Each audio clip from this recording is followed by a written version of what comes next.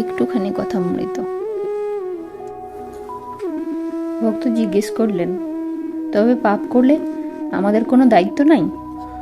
ঠাকুর বলছেন, ঈশ্বরের নিয়ম যে পাপ করবে তার ফল পেতে হবে। লঙ্কা খেলে আর ঝাল লাগবে না? সেজবাবু বয়সকালে অনেক রকম করেছিল, তাই মৃত্যুর সময় নানা রকম অসুখ হলো। কম বয়সে এত টের পাওয়া যায় না। কালীবাড়িতে ভোগ না দিবার অনেক সুন্দরী কাঠ থাকে। ভিজে কাঠ প্রথমটা বেশ জ্বলে যায়, তখন ভেতরে যে জল আছে টের পাওয়া যায় না। কাঠটা পড়া শেষ হলে যত জল পেছনে ঠেলে ফ্যাঁচ ফ্যাঁচ করে উনুন নিভিয়ে দেয়। তাই কাম, ক্রোধ, লোভ এসব থেকে সাবধান হতে হয়। দেখো না, হনুমান ক্রোধ করে লঙ্কা দগ্ধ করেছিল।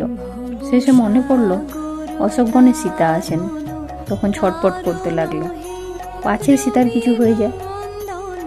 ভক্ত, তবে ঈশ্বর দুষ্টু লোক করলেন কেন? ঠাকুর, তার ইচ্ছা, তার লীলা। তার মায়েতে বিদ্যাও আছে, অবিদ্যাও আছে। অন্ধকারেরও প্রয়োজন আছে।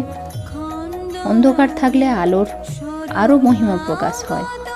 কাম, ক্রোধ, লোভ খারাপ জিনিস বটে, তবে তিনি দিয়েছেন কেন? মহৎ লোক তয়ের করবেন বলে। ইন্দ্রিয় জয় করলে মহৎ হয়। জিতেন্দ্রিয় কিনা করতে পারে?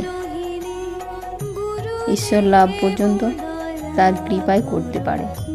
আবার অন্যদিকে দেখো, কাম থেকে তার সৃষ্টি লীলা চলছে।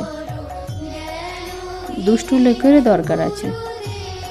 একটি তালুকের প্রজারা বড়ই দুর্দান্ত হয়েছিল, তখন গোলক চৌধুরীকে পাঠিয়ে দেওয়া হলো। তার নামে প্রজারা কাঁপতে লাগলো। এত কঠোর শাসন, সবই দরকার। সীতা বললেন, রাম, অযোধ্যায় সব অট্টালিকা হতো, বেশ ভালো হতো।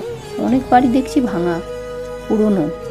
রাম বললেন, সীতা, সব বাড়ি সুন্দর থাকলে মিস্ত্রিরা কি করবে? ঈশ্বর সব রকম করেছেন। ভালো গাছ, বীজ গাছ, আবার আগাছাও করেছেন। জানোয়ারদের ভিতর ভালো মন্দ সব আছে। বাঘ, সিংহ, সাপ সব আছে। ভক্ত, মহাশয়, সংসারে থেকে কি ভগবানকে পাওয়া যায়? ঠাকুর, অবশ্যই পাওয়া যায়, তবে যা বললুম, সাধু সঙ্গ আর সর্বদা তাকে ডাকতে হবে, তার কাছে কাঁদতে হয়। মনের ময়লাগুলো ধুয়ে গেলে তার দর্শন হয়। মনটি যেন মাটি মাখানো লোহার ছুঁচ, ঈশ্বর চুম্বক পাথর। মাটি না গেলে চুম্বক পাথরের সাথে যোগ হয় না। কাঁদতে কাঁদতে ছুঁচের মাটি ধুয়ে যায়। ছুঁচের মাটি অর্থাৎ কাম, ক্রোধ, লোভ, পাপ বুদ্ধি, বিষয় বুদ্ধি। মাটি ধুয়ে গেলেই ছুঁচকে চুম্বক পাথরে টেনে লবে, অর্থাৎ ঈশ্বর দর্শন হবে। চিত্ত শুদ্ধি হলে তবে তাকে লাভ হয়।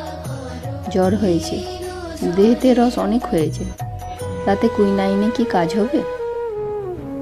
সংসারে হবে না কেন? ওই সাধু সঙ্গ, কেঁদে কেঁদে প্রার্থনা, মাঝে মাঝে নির্জন বাস, একটু বেড়া, না দিলে ফুটপাতের চারা গাছ ছাগল গরুতে খেয়ে ফেলে। ভক্ত, যারা সংসারে আছে তাহলে তাদেরও হবে? ঠাকুর, সকলেরই মুক্তি হবে, তবে গুরুর উপদেশ অনুসারে চলতে হয়। বাঁকা পথে গেলে ফিরে আসতে কষ্ট হবে। মুক্তি অনেক দেরিতে হয়, হয়তো এ জন্মেও হলো না, আবার হয়তো অনেক জন্মের পর হলো। জনকাদি সংসারেও কর্ম করেছিলেন, ঈশ্বরকে মাথায় রেখে কাজ করতেন। নিত্যকি যেমন মাথায় বাসন করে নাচে, আর পশ্চিমের মেয়েদের দেখো নাই, মাথায় জলের ঘোড়া, আস্তে আস্তে কথা কইতে কইতে যাচ্ছে। গুরু কেমন করে পাবো? যে সে লোক গুরু হতে পারে না, বাহাদুরি কাঠ নিজেও হেসে চলে যায়। অনেক জীবজন্তুও চড়ে যেতে পারে। হাওয়াতে কাঠের উপর চললে কাঠও ডুবে যায়, যে চড়ে সেও ডুবে যায়। তাই ঈশ্বর যুগে যুগে লোকশিক্ষার জন্য নিজে গুরুরূপে অবতীর্ণ হন। সচ্চিদানন্দই গুরু। জ্ঞান কাকে বলে? আর আমি কি? ঈশ্বরই কর্তা আর সব অকর্তা, এর নাম জ্ঞান। আমি অকর্তা, তার হাতের যন্ত্র। তাই আমি বলি, মা তুই যন্ত্রী, আমি যন্ত্র। তুই ঘরণী, আমি ঘর। আমি গাড়ি, তুই ইঞ্জিনিয়ার। যেমন চালাও তেমনি চলি, যেমন করাও তেমনি করি, যেমন বলাও তেমনি বলি। জয় তু শ্রীরামকৃষ্ণ।